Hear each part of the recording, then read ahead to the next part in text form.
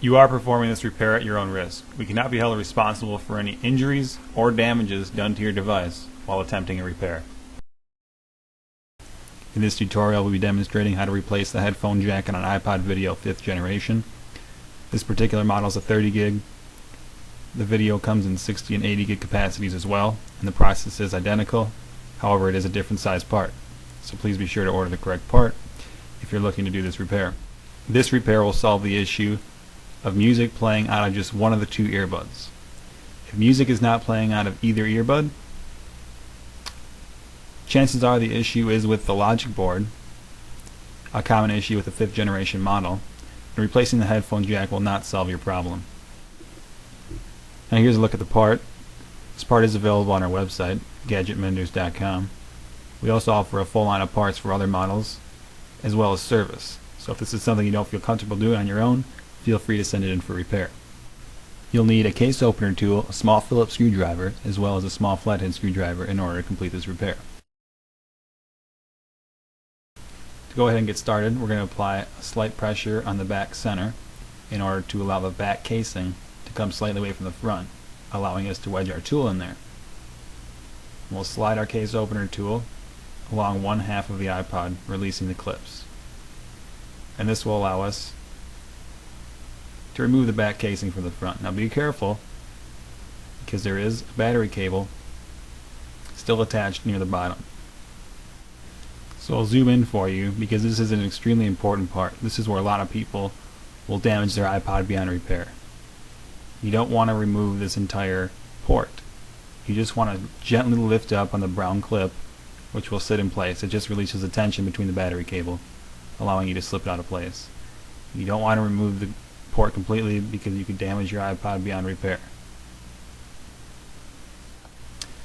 Now that back case will open to the left, and the headphone jack cable is still attached to the logic board. We'll remove these rubber bumpers so that it's easier to flip the hard drive back.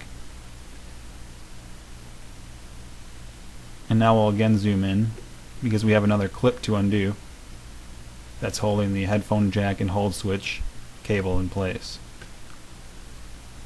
And you want to gently lift up, slide your flathead underneath the brown clip, and lift it in the vertical direction, releasing the tension and allowing us to remove the cable. Once we remove that cable, we can set the rest of the iPod aside and deal strictly with the back metal plate, which is still holding the battery and headphone jack. Now, it's not a bad idea to replace the battery if you're replacing the headphone jack or doing any kind of repair on your iPod. If it's open, might as well replace the battery. They're cheap, and each one only has a finite number of charges per lifetime. Okay, so now we have a total of 4 Phillips screws that need to be removed in order to remove the headphone jack and hold switch assembly.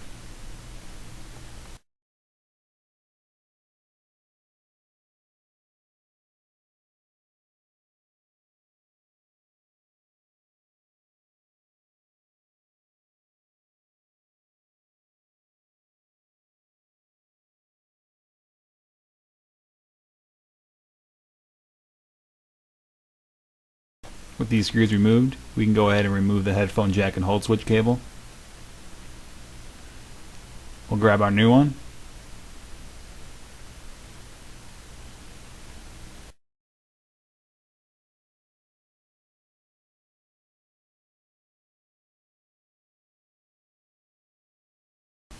And we're ready to screw that back in place.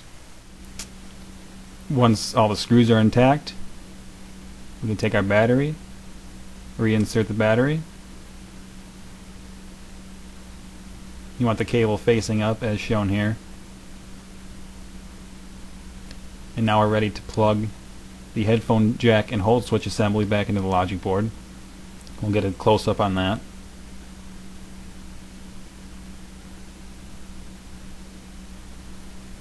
And you just want to insert the cable into the port and then flip the latch downward.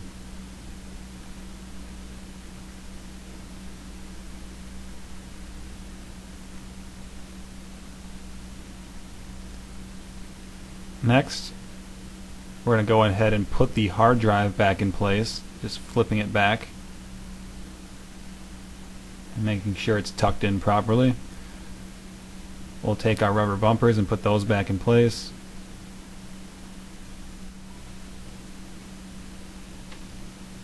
And now we're almost ready to close up the iPod. But before we do that, we still have to reconnect the battery. We'll get another close-up on that. And in order to do this, we take the cable, put it into the port, and then we're just going to apply a downward force on the black clip, which will lock that in place. Now we're ready to close up the iPod. You want to apply an equal force on all sides of the iPod.